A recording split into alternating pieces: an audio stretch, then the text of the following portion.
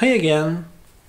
So if you know Express, you will know that the listen actually returns what they call a server object. So let's do some experiment here, right? I have my server turned off and I am going to define an object called server, and I am going to ask to Express to listen, and then the result will be the server. So I'm going to save this file and I am going to run my ClojureScript code. As you can see, everything is like working right now. And now I am going to evaluate what server contains. And as you can see, there's a server object here. So if you call .close on the server, you actually close the server. So now you can see that the port is not listening anymore, which means that the server is down. So if I evaluate this again, now you can see that the port is up again. So we can leverage this into Express, into our ClojureScript code in a way that makes sense. So first things first, it's usually a bad idea to get everything like on top elements here. And that's mainly because if you are running, the ClojureScript is a compiler. And every time you have a compiler, this can be basically optimized. And if you are, for example, getting environment variables or something like that, you risk being able to, I don't know, have the variable injected at compile time and not in runtime. Not so much in ClojureScript, but in some cases you can have. So usually we do prefer something like having a function, I don't know, like register handlers, and then we basically do this, and we basically like return our server here. So one thing that it's interesting for you to know is that the last element in a function will be the return of the function. There's no explicit return code, so that's completely different from JavaScript. And second thing is that we usually use def in multiple element in the top level position, but that's not exactly mandatory. You can, for example, use def like this and then call register handlers. This is completely possible, and let me just show here that I have an example app running. I can get elements and I can call .close server, and again the server is out. Okay, so saving again, the server is not up because I saved something and the main function already run. So this is how you basically do the process of hot reload.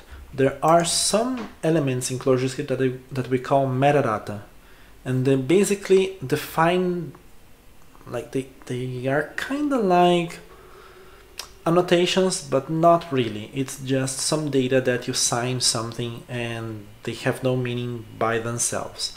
Shadow.cl.js, the compiler that we use, actually have a metadata called dev for the development mode, and there's like, as you can see, it auto-completed for me. That's what complement and the other library that I added do for me. They have an afterload, before load asynchronous, and after load asynchronous. So now I am going to use afterload. Afterload happens when you basically already loaded your source. So for example, after the compilation was done, it will load your code, and then afterload will be run. As you can see, as soon as I save it, example app listening on port 3000 is online. So let's close again. Why I am closing? Let me show you. I am going to clear the console. You can see that the example app is running right now, and if I save it again, I have an exception seeing that the address is already in use because it tried to run after load again, and basically it killed my ClojureScript process. So before I move on, oh, and another interesting thing, you see that some of the stuff it's completed right now, but some will not. Like for example, I have some autocomplete here, but it didn't find register handlers. And why is that? It's because I don't have ClojureScript running again right now. So let's run it, and you see that the register handlers now appears, and my autocomplete is basically even more like meaningful. So that's exactly what I meant when I said like I have like the dynamic inspection. Everything is happening, like autocomplete and all the other things is happening in the context of this JavaScript code running here. But I'm getting ahead of myself. Okay, I am going to define a new function that I am going to call stop server, and I am going to call .close server close, and this one will be before load. So basically I saved my file, okay, I saved everything, and it will just reload my ClojureScript project. Then before it reloads everything, it will call this function. So here I am going to print something like stopped server. Okay, I save it. You can see that I have an example app running on port 3000, and I am going to save it again. You see that I have like stopped server and example app listening on port 3000. If it's not enough to convince you, let me just show you that here I have hello world, and I am going to change this to hello the whole world, and I am going to save my file, and as you can see now my code changed. The interesting thing about hot reload is that you don't actually lose some of the state. So for example, supposing I have some mutable variable and I define it in a way that it will survive the hot reload. Basically means that it survives the hot reload, meaning that I don't have to redefine it again, it will keep my state and everything else. So this is actually kind of cool. Another thing that you might probably be thinking is that maybe I can just ignore everything, I don't know, and just change my code here and evaluate the code to basically get the same hot reload. And as you can see, this doesn't work.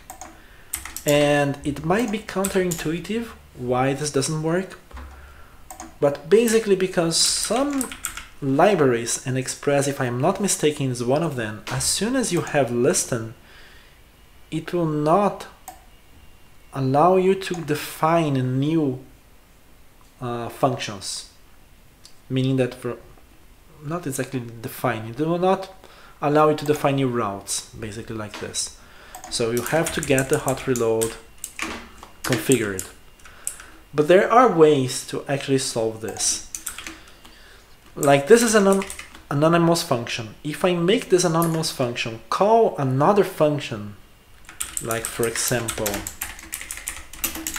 let's call this handle root, and I get a request and the response here, and I am basically going to copy here and paste it here, and now I am going to call it handle root with a request and a response. Let me just do an initial save, and now it runs.